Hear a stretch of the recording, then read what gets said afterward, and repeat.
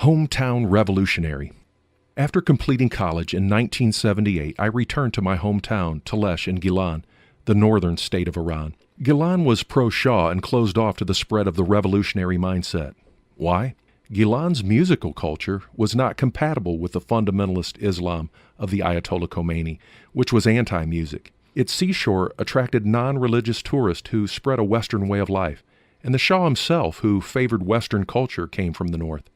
My hometown had a fourth reason. Many people were bound by a feudal and tribal heritage, and their words carried weight among the native Taleshis. Many locals walked miles from the villages to the city to express their support for the Shah.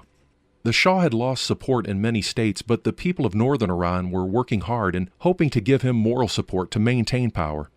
The opposition in other states were outspoken, but not in Talesh. So I worked hard along with other revolutionary men and women to spread the spirit of the revolution in the area. My activities allowed me to advance as an Islamic leader, even though I was still unaware of the true nature of Islam. I knew only the superficial rites and rituals, enough to be a Muslim. I knew how to wash, how and where to stand for prayer, what not to handle, taste, or touch. This was the extent of the Islamic knowledge of most radical Muslims. We were taught to imitate and follow Muhammad, his successors and religious leaders. We were gradually indoctrinated to believe that there must be no choice when it comes to Islam. If Muhammad, as the Superman of Islam, was forced by the angel to follow Allah, what choice did we have except to follow Islam? Our commitment to the Ayatollah Khomeini grew day after day. Soon I began to look like him and act like him. I even desired to become a mullah like him and dressed in a cleric's cloak. We believe Khomeini to be the best contemporary follower of Muhammad, and we tried our best to fulfill his orders and instructions, inciting riots against the Shah to force him to leave the country. By 1978, bookshops were overflowing with propaganda that fueled the revolution. The Shah was losing power, and it seemed as though everyone's thoughts in urban areas were focused on overthrowing him. I joined the army to serve the mandatory 2-year military obligation in the meantime, and was sent to the garrison of Esfahan, located in the middle of Iran, south of Tehran. The garrison of Esfahan trains in ground-to-air fighting techniques using various tanks. I was trained on the 23mm tank.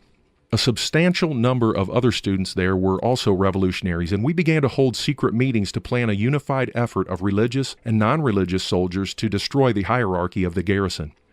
We encouraged all students and soldiers to violate the regulations and policies of their commanders and cause chaos in the mess hall and during different programs whenever the general commander was present.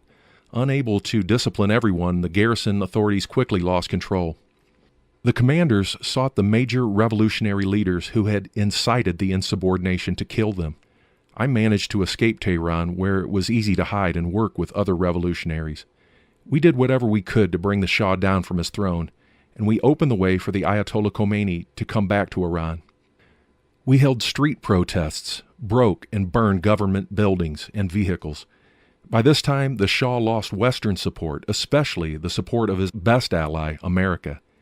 He and his family left Iran and selected a prime minister to temporarily rule the country until his return.